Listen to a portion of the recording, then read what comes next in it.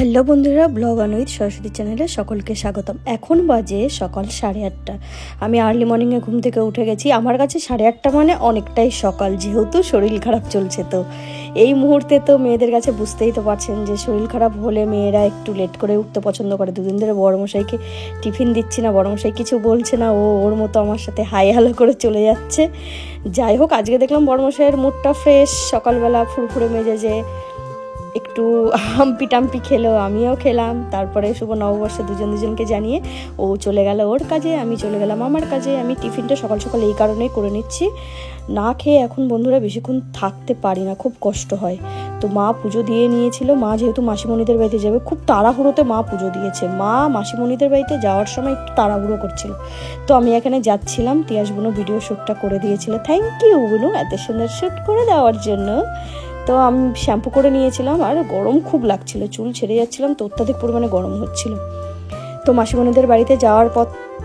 Hello everyone, এখন যাচ্ছি মাসিমণিদের বাড়িতে। শুভ নববর্ষে এভরিবডি, সবাইকে আজকে ছোটদেরকে জানাচ্ছি অনেক অনেক ভালোবাসা, বড়দেরকে অনেক শুভেচ্ছা, এবং আমার থেকে যারা অনেক বয়স্ক তাদেরকে অনেক অনেক প্রণাম। শুভ নববর্ষ। আবার বলছি, আমার সাথে যাচ্ছে তিয়াস বুনু, হাই করে দাও। তো আমরা দুজনে যাচ্ছি, আপনারা দেখতে থাকুন ফুল ব্লগটা, কি কি করছি মাসিমণিদের বাড়িতে গিয়ে। চলো আপনাদেরকে দেখাচ্ছি।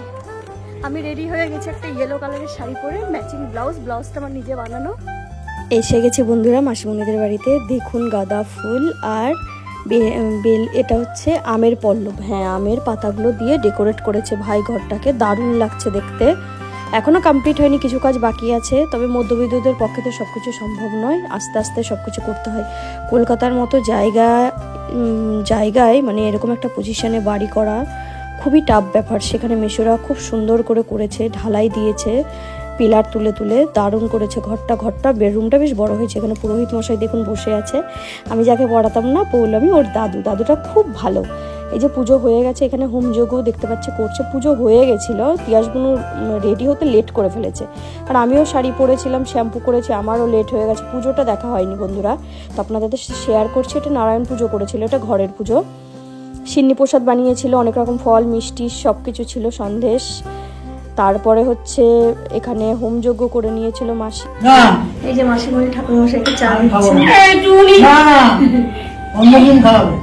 অন্যদিন খাবে, জমা থাকবে, বলে জমা থাকুক।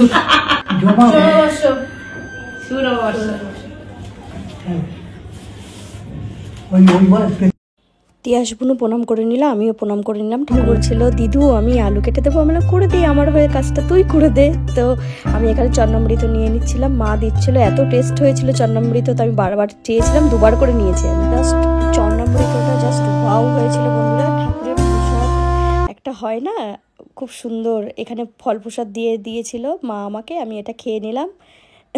তিয়াস বুনুকে বলছিলাম তুই আগে ভিডিও কর তারপরে খাবি, তো ওই জন্য ও হাসছিল, আমিও হাসছিলাম। এখানে মাসিমণি আমাকে ওই ছোলা ভেজানোটা দিচ্ছিল, মাসিমণি আমার সাথে ইয়ার্কি ফাজলামও মারছিল, হাসাহাসি করছিল। দেখুন সারাদিন উপোস থেকে মুখের কি অবস্থা। মা এখানে এসে প্রসাদ খাচ্ছিল, আমাকেও দিয়ে দিয়েছিল। এখানে ছোট ছোট বাচ্চা দুটো, ওরা অনেক সকালে এসেছে, এর ফ্রেন্ড, পারোপাগলির ফ্রেন্ড। এখানে বুনু ফোন ঘাটছিল সিন্নি প্রসাদ হাতে নিয়ে, আমিও পেয়ে নিয়েছি সিন্নি প্রসাদ। দেখুন হাতে কতটা মা দিয়েছে, যেটা আমি খেতে ভালোবাসি।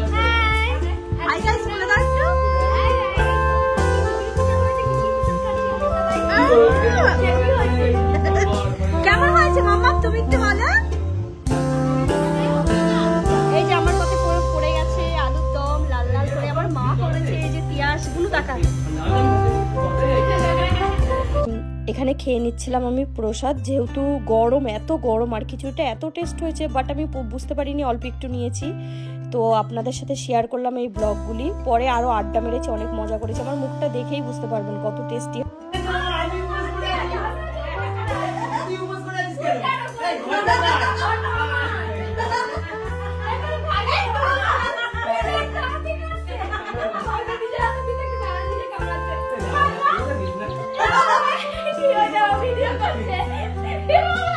তো ভাই বোনের মিষ্টি একটা ঝগড়া দেখে, ঝগড়া ঠিক নয়, ওরা একটা মজা করছিল, তো দেখে আমি কিছু ছবি তুলে নিলাম, ওয়েদারটা আপনাদেরকে দেখিয়ে দিলাম।